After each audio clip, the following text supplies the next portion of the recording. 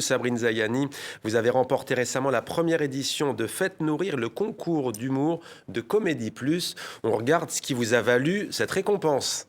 Là, j'ai fait un date avec un mec Théo. Et comme on a eu un très bon feeling au premier date, tu vois, 2 jours après, je l'appelle normal. Et je dis, hello Théo, est-ce que ça te dérange pas d'aller chercher Myrtille à l'école? Et là, le mec me répond, mais en toute détente. Je dis, attends, t'hésites là, Théo? Mais excuse-moi, si t'es pas capable de me rendre un petit service aujourd'hui, mais qu'est-ce que ça va être quand on aura notre bébé? Il a raccroché. J'ai été choquée comme vous, mais je vous rassure. J'ai tout de suite appelé ma mère, j'ai dit, est-ce que tu peux aller chercher Myrtille? Elle m'a dit, c'est qui Myrtille? Je lui ai dit, c'est ma fille. Elle m'a dit, t'as pas de fille. Et le problème a été réglé!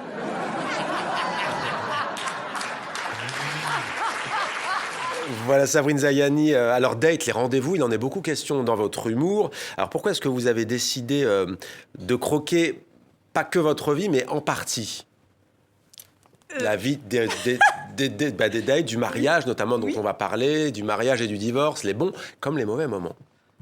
J'ai décidé de vivre ma vie à fond, puisque un divorce, c'est comme une renaissance. Ouais. Donc oui, ça passe par vivre de sa passion, faire des dates, faire des nouvelles rencontres, se plonger à corps perdu, j'allais dire, dans le milieu artistique.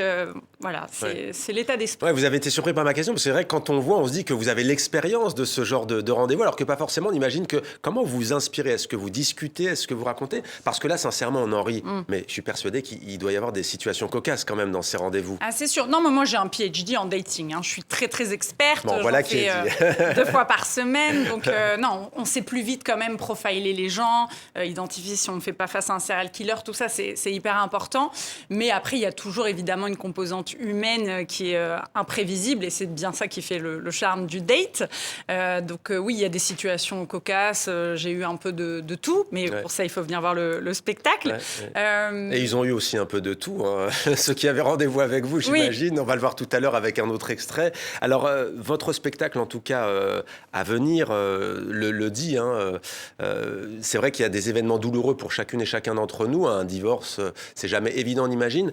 Ça prouve à nouveau, quand on regarde vos spectacles, que l'autodérision, ça peut permettre d'avancer, en fait, de tourner une page, si on peut le dire ainsi. Oui, bien sûr. Et surtout dans nos sociétés maghrébines, où on ne voudra pas forcément mettre en avant un divorce. On va dire, vaut mieux être discret sur le fait que tu es divorcé. Le tabou. Surtout, tu n'as pas eu d'enfant, donc tu peux... Voilà. Et ben moi, j'en parle tous les jours. Comme ça, c'est réglé. Et puis oui, effectivement, il y a un côté thérapeutique à travers l'art, et chacun peut trouver...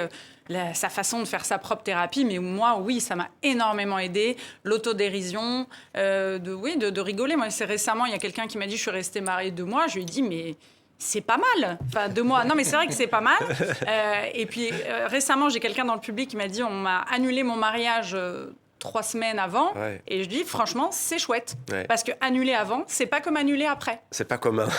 Ça me rend très optimiste. Autre finalement. actualité, Sabrine Zayani, donc votre série Serial Dateuse, à voir notamment sur Instagram. Donc un rendez-vous galant, ça peut parfois se passer comme ça, regardez.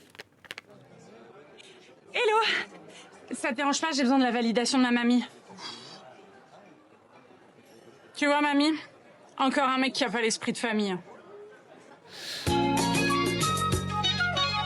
Voilà, c'est court, c'est simple, c'est incisif. Là encore, vous n'hésitez pas à surprendre. Pas peur de heurter du tout. Là, on a quand même une urne funéraire. Hein. Oui. Ben, heurter qui, du coup?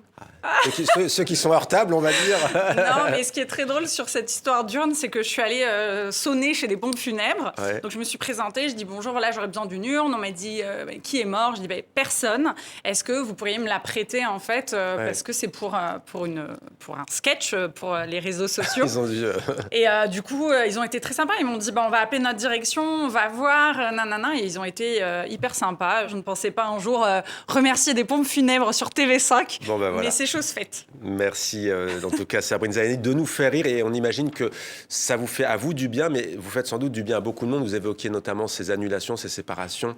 Et c'est vrai que beaucoup doivent se reconnaître dans votre spectacle. Vous avez déjà abordé ces scènes-là de l'autre côté de la Méditerranée ?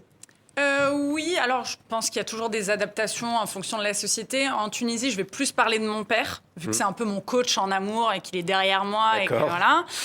Et puis en France, c'est vrai que plus le dating, mais après, oui, on peut parler de tous les sujets, mais on s'adapte un petit peu.